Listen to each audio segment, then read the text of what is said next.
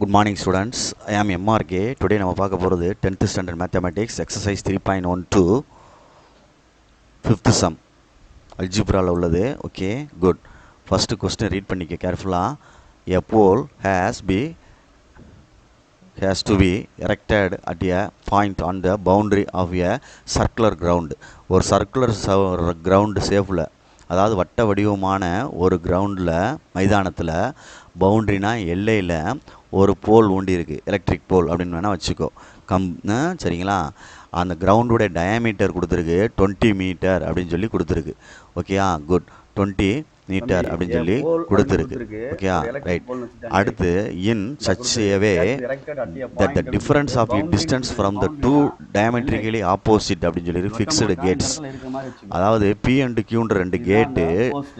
இப்போ நான் அந்த நோட் பண்ணுறது ஆர்னு வேணால் வச்சுக்குருவோம். P and Qன்றது அவன் கொடுத்துட்டான் ரெண்டு ஃபிக்ஸ்டு கேட்ஸ் அப்படின்ட்டு. அது ரெண்டு எங்கே இருக்குன்னா பவுண்ட்ரியில் இருக்குது, ஆப்போசிட்டில் இருக்குது அப்படின்ற மாதிரி சென்டென்ஸ் கொடுத்துருக்கான். டயாமெட்ரிக்கலி ஆப்போசிட்ஸ் அப்படின்னு சொல்லியிருக்கான். ஆனால் டயாமெட்ரி 20ன்னு சொல்கிறனால இது ரெண்டாக டிவைட் பண்ணி பிரிச்சுக்கிறேன். 10 அப்படின்னு பிரிச்சுக்கிறேன். சர்க்கிளில் வந்து சென்டர் வழியாக போகிறது பேர் தான் டயாமீட்டர். இப்போ அந்த பவுண்ட்ரியில் எடுத்திருக்க அந்த டார்க்காக வச்சுருக்கிறது வந்து ஆர்ன்னு டினோட் பண்ணிக்கிறேன். அதுக்கு பேர் அந்த எலக்ட்ரிக் போல் அப்படின்னு அர்த்தம். சரிங்களா? இந்த இடம் எலக்ட்ரிக் போல்னு அர்த்தம். இந்த சர்க்கிளில் இருந்து பவுண்டரியில் இருந்து டயாமீட்டருடைய பாயிண்ட்டுக்கு வரைஞ்சோம்னா அது ஒரு பெர்பெண்டிகுலர் அப்படின்னு சொல்லுவாங்க. செமி சர்க்கிளில் சொன்னாலும் சரி, சர்க்கிளில் சொன்னாலும் சரி, டயாமீட்டரில் வந்து ரெண்டு பாயிண்ட்டையும் சேர்த்து ஒரு பாயிண்டில் பவுண்டரியில் இணைச்சோம்னா அது ஒரு ஆங்கிள் மேக் பண்ணுறது வந்து பெர்பெண்டிகுலர் அப்படின்றது உனக்கு நான் வரும். ஏன்னா இதில் நான் பித்தாகரஸ் தியரத்தை யூஸ் பண்ண போகிறேன். இது ரைட் ஆங்கிள் ட்ரையாங்கிள் அப்படின்ட்டு. புரியுதுங்களா சொல்கிறது? அப்போ ஒன்று எக்ஸ்ன்னு எடுக்க போகிறோம், ஒன்று ஒய்ன்னு எடுக்க போகிறோம். 2 கேட்ஸ் வந்து P and Q ஆப்போசிட்டாக இருக்குது பவுண்ட்ரியில். சரிங்களா? ரைட்டு. சென்டர் வந்து இது ரைட். கிரவுண்டு வந்து சர்க்குலர் சேஃப். பவுண்ட்ரின்றது எல்லையில் தான் எல்லாமே இருக்குது மூணுமே. சரிங்களா? ரைட். இப்போ நம்ம எடுக்கையில் பார்த்து எடுத்துக்க. ஆர்ன்றது எலக்ட்ரிக் போல்னு எடுத்திருக்கேன். B and Qன்றது கேட்ஸு.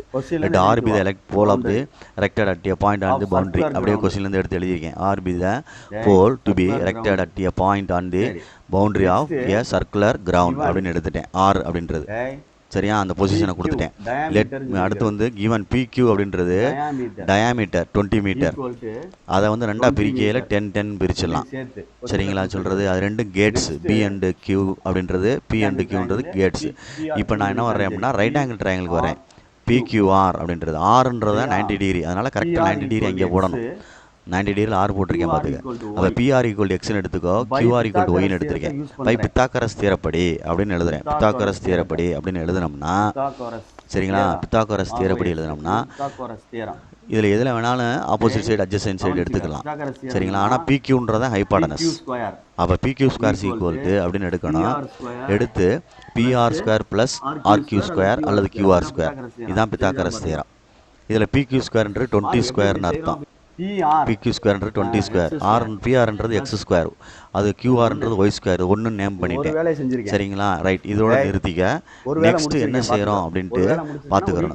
என்ன நெக்ஸ்ட் என்ன செய்கிறோம் பார்த்துக்கிறோம் அப்படின்னா, அதில் கொடுத்துருக்கு பாரு, distance two diametrically opposite fixed gates கொடுத்து டிஃபரன்ஸ் கொடுத்துருக்கு. அப்போ PRக்கும் RQக்கும் உள்ள டிஃபரன்ஸ் வந்து 4 அப்படின்னு அர்த்தம். PRக்கும் அது கொடுத்துருக்காங்க கிவனில் எடுத்துகிட்டு வரணும். டிஃபரன்ஸ்னால் மைனஸ்.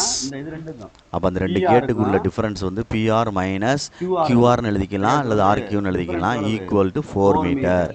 அப்போ X - Y = 4 மீட்டர்னு அர்த்தம் நேம் பண்ணது. இதுலேருந்து ஏதாவது ஒன்று ஃபைன் பண்ணிக்க. X ஃபைன் பண்ணாலும் சரி, Y ஃபைன் பண்ணாலும் சரி, உன்னுடைய விருப்பம். அதை எடுத்து தான் நான் அந்த பித்தாகரஸ் தியரத்தை ஃபஸ்ட்டில் சப்ஸ்டிட் பண்ணணும். Y அங்கிட்டு கொண்டு போயிட்டோம்னா X = 4 + Yன்னு வந்துடும். அப்போ ஃபஸ்ட் ஈக்குவேஷனில் வந்து Xக்கு பதிலாக அப்ளை பண்ண போகிறேன். இந்த இருக்குது Xக்கு பதிலாக Y + 4 ² + Y² = 400. இது A + B ² ஓப்பன் பண்ணுறோம். எதை? Y + 4 ² A + B ² ஓப்பன் பண்ணையில் A² + B² 16 + 2AB. 2 வந்து ஃபார்முலா 2, A வந்து Y, 4 வந்து B. அப்போ 4 2 சார் 8Yன்னு வந்துடும். அடுத்து இந்த Y² எழுதியிருக்கேன் = 400. லைக் டேம் பார்த்தோம்னா Y² 2Y². 8Y அப்படி எழுதிட்டேன், 16 அப்படி எழுதிட்டேன். -400 ஆயிரம் உள்ளே வந்துச்சுன்னா 400. இப்போ லைக் டேம் வந்து கான்ஸ்டண்ட்டை கரெக்ட் பண்ணோம்னா -384ன்னு வந்துடும். = 0. 2ஆல் டிவைட் பண்ணிக்கலாம். 2ஆல் டிவைட் பண்ணிட்டோம்னா Y² ப்ளஸ்ஸு பார்த்துக்க Y² + 4Y - 192 அப்படின்னு வருது. இப்போ ஃபேக்டரைஸ் பண்ணுறோம் அப்படின்னா சம்மன் ப்ராடக்ட் எடுக்கிறோம், +4 -192 அப்படின்னு வரும். அவள் மல்டிப்ளை பண்ணால் -192 செப்பரேட் பண்ணால் 4 வரணும். எல்சிஎம் போட்டு பார்க்குறோம். எல்சிஎம் போட்டு பார்த்து எடுத்தாலும் 16 12ன்னு எடுத்தோம்னா 16 × 12 அல்ல 12 × 16 போட்டுக்கலாம். 16க்கு வந்து ஸ்மாலஸ்ட் சைடு போட்டால் தான் பிக்கஸ்ட் சைன் மிச்ச பேலன்ஸ் வரும். 4 வரும். 16 - 12 வந்து 4. அப்போ y + 16 y - 12 = 0, y = -16, y = +12. இதில் டிஸ்டன்ஸ் அப்படின்றனால +12 தான் பாசிட்டிவ், அதனால் possible value +12. Minus negative value not possible அப்படின்னு எடுத்துடுறோம். இந்த +12 கொண்டு போட்டு எக்ஸ் வேல்யூ கண்டுபிடிச்சிரு. அப்போ 16 metre. y + 4 = 12 + 4 = 16 metre. X value கண்டுபிடிச்சிட்டேன். அப்போ பிஆரும் பிக்யூவும் கிடச்சிருச்சு பாரு. பிஆர் அப்படின்றது அந்த டிஸ்டன்ஸ் உள்ளது. பிஆர்ன்றது ஸ்கொயர் ஈக்குவல் அதை எழுத நம்மளை வெரிஃபை பண்ணி பார்க்குறேன். என்ன வெரிஃபை பண்ணி பார்க்குறோம்னா கரெக்டாக வருதான்னு பார்க்குறோம். 16² + 12² 144. 16² வந்து 16² வந்து தப்பாக எழுதுறேன்டா தம்பி. 296 கிடையாது, தப்பு. 276 256 வரும். 256 வரும். அந்த ரப் பண்ணிக்கிறேன். 256 + 144 பார்த்து டேய் ஒழுங்காக சொல்லுங்கடா.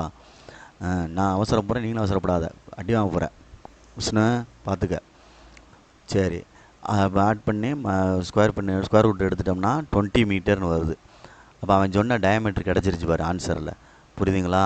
அப்போ இது வந்து பாசிபிள் தான். உனக்கு மினிமைஸ் பண்ணி காமிச்சிருக்கேன், பார்த்துக்கோ. மினிமைஸ் பண்ணி காமிச்சிருக்கேன் ஆன்சரை. ஸோ கேர்ஃபுல்லாக பார்த்துக்கோ. பிக்யூ அல்லது இப்படி கண்டுபிடிச்சிருக்கேன், இல்லை பிக்யூ சீக்வெண்ட்னு எழுதினாலும் சரி, அந்த டிஸ்டன்ஸ் கிடச்சிருச்சு. இது டயமெட்ரிக்கலி ஆப்போசிட் டிஸ்டன்ஸ் கிடச்சிருச்சுன்னா அப்போ கரெக்டாக வந்து போஸ்ட்டை வந்து எரெக்டட் பண்ணலாம், ஊண்டலாம் அப்படின்றத அர்த்தம். சரியா? பார்த்துக்கோ. எஸ்ன்னு எழுதலாம், இல்லைனா உன்னுடைய கொஸ்டின் என்ன கேட்டிருக்குன்னு பார்த்து அதுக்கு தகுந்தாப்பில் பாசிபிள் எழுதிக்கோ. சரியா சொல்கிறது? பார்த்து நிதானமாக செஞ்சுக்கிறணும். ஓகேடா தம்பி? குட்.